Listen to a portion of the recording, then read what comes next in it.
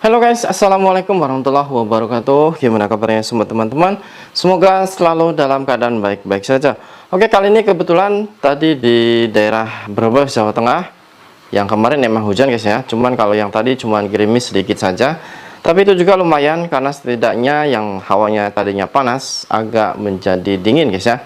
Dan kali ini mungkin teman-teman apabila khususnya yang berada di Indonesia ya, mungkin menonton YouTube ataupun TikTok, ataupun mungkin sedang telepon rumah ya, mungkin telepon keluarga yang berada di rumah.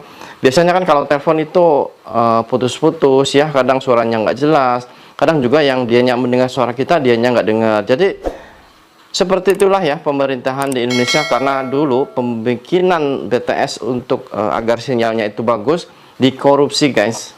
Jadi di Indonesia itu segala-galanya dikorupsi. Bukan hanya perpajakan ya, bukan hanya masalah pajak kita atau bukan hanya masalah barang-barang kita yang ditahan perpajakan, apalagi katanya mau diakui negara. Ternyata untuk sinyal aja ya, untuk pembikinan BTS itu sinyal yang biar lebih kuat itu juga dikorupsi, sehingga kan ya seperti ini. Apabila teman-teman telepon ke Indonesia begitu sangat susah ya, kadang putus-putus, kadang mereka bisa dengar suara kita, kitanya nggak dengar. Karena di Indonesia itu sangat memprihatinkan guys, semuanya itu amburadul. Dari pemerintahannya, dari bawahnya, dari atasnya, semuanya nggak ada yang bagus. Jadi di sini teman-teman yang sekarang berada di Taiwan, kerja yang rajin ya, simpan uang yang banyak. Karena apabila kalian sudah pulang, kalian harus pintar-pintar sendiri ya, menjaga sendiri. Untuk apa, mau makan, mau apa itu harus sendiri ya. Emang harus sendiri sih. Nah jadi intinya, di sini saya ingin membawakan sebuah perkembangan terbaru tentang masalah barang, yaitu barang kita yang ditahan oleh pihak bea cukai, yang katanya emang menunggu suatu keputusan ya, keputusan cuman karena keputusan dari menteri ya, menteri yaitu Menteri Keuangan, yaitu Ibu Sri Mulyani ya. Jadi intinya ini antara Ibu Sri Mulyani dan bea cukai. Ini dua orang ini nih ya yang menjadi sehingga kan barang kita ditahan sampai ya seperti itu. Nah jadi di sini kebetulan dalam pembahasan ini di sini bertemakan seperti ini. Barang milik PMI ditahan bea cukai. Dan Pak Beni ngomong seperti ini. Jangan curigai PMI, mereka pahlawan devisa. Nah, jadi ini adalah semporan ya, atau ya istilahnya menyembur pihak bea cukai ataupun mungkin kementerian tertentu yang curiga sekali ya sama pengiriman barang-barang kita, barang PMI. Makanya di sini kan barang milik PMI ditahan bea cukai, dan kata Pak Beni, jangan dicurigai PMI, mereka pahlawan devisa, mereka pahlawan devisa. Nah di situ mereka tuh nggak sadar ya, gajinya mereka, mungkin Ibu Sri juga menggunakan mobil ke sana ke sini, mobil dinas. Itu padahal yaitu hasil dari uang perpajakan kita, mereka bisa menikmati gaji banyak. Tapi kita cuma karena seperti ini pun barangnya dicurigai. Katanya inilah itulah, nggak ada toleransi sedikit pun. Dia tidak sadar ya untuk bea cukai ataupun mungkin Ibu Srinya atau siapa ya. Mereka itu nggak makan gaji itu dari mana sih? Penghasilan Indonesia terbesar itu pertama migas, yang kedua itu devisa dari kami itu loh. Kalian itu kalau sumpama mungkin negara Indonesia itu nggak mendapat sumbangan tambahan uang dari kami ya, devisa negara, kalian tuh nggak akan menikmati mobil bagus atau gaji sebesar itu. Tapi kok kenapa kami justru dipersulit dan seolah-olah dimanfaatkan? Yang mana di sini Pak Beni menuliskan seperti ini.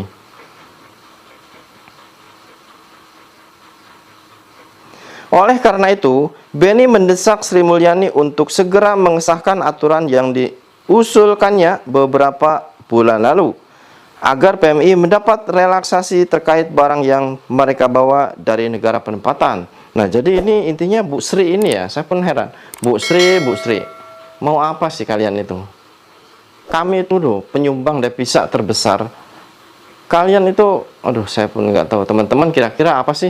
Coba kalian tuliskan komentar yang sopan kepada Ibu Sri agar dia tuh sadar ya, bahwa kebanyakan PNS kayak atau apa tuh gajinya tuh dari kita, dari para devisa negara. Menggunakan mobil Alphard, menggunakan mobil bagus itu dari pajak-pajak kami yang masuk ke Indonesia, tapi kok kaminya justru dipersulit seperti ini. Kalian nggak pernah malu ya? Saya pun heran dengan kalian. Kami ingin ada peraturan yang spesifik mengatur barang milik PMI dan ada goodwill negara tentang relaksasi. Jadi jangan PMI ini jadi objek pajak terus, padahal yang mereka berikan kepada negara sangat besar. Nah, itu benar kata Pak Beni. Jangan sampai PMI itu dijadikan objek pajak ya. Kalian itu nggak sadar ya. Kami itu penyumbang devisa terbesar. Lagi mau dimanfaatin lagi dari pajak. Aduh, saya pun susah teman-teman. Kita juga mengusulkan tentang IMEI. PMI dihormati di negara penempatannya, tapi terkadang mendapat perlakuan hina di negaranya sendiri. Ini naib menurut saya. Itu Pak Beni. Ini Pak Beni emang bagus ya teman-teman. Dia selalu pun membela kita ya, membela hak-hak kita, selalu mengusulkan tentang apa yang kita adukan kepada kepada yang lainnya gitu ya. Beni meminta kepada petugas bea cukai untuk tidak mencurigai barang yang dibawa PMI pulang dari negara penempatan ke Indonesia. Sebab Beni memastikan barang yang dibawa PMI tersebut pasti tidak melanggar hukum. Nah, itu dia Pak Beni sudah tahu. Cuman ini loh, dari pihak bea cukai dan Ibu Sri-nya itu kayak nggak ada sifat welas asihnya gitu loh.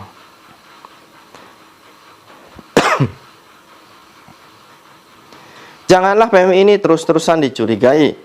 Mereka ini bawa barang yang mereka pulang hanya untuk oleh-oleh kepada anak keluarganya yang ada di kampung halaman. Mereka ini bukan pejabat yang korup yang harus diperiksa dan dicurigai oleh petugas. Bayangkan, PMI udah menyumbangkan devisa terbesar nomor 2 kepada negara setelah migas. Artinya, jasa PMI sudah banyak kepada negara. Kita harus menghormati mereka. Nah, itu dia. Jadi, kami itu sudah banyak ya berjasa kepada negara. Kalian itu bisa menikmati gaji, bisa menikmati mobil-mobil bagus.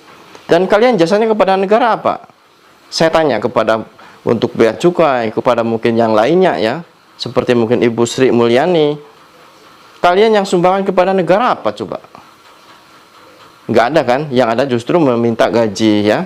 Digaji sama negara. Sedangkan kami nggak digaji sama negara, justru kami mengasihkan uang ke negara untuk menggaji kalian. Makanya di sini kami itu mungkin berkata seperti ini, kami mewakili seluruh TKI yang berada di Taiwan. Kesalahan kami itu diungkapkan di sini. Jadi kalian ya, mohon agar mengerti keluhan kami.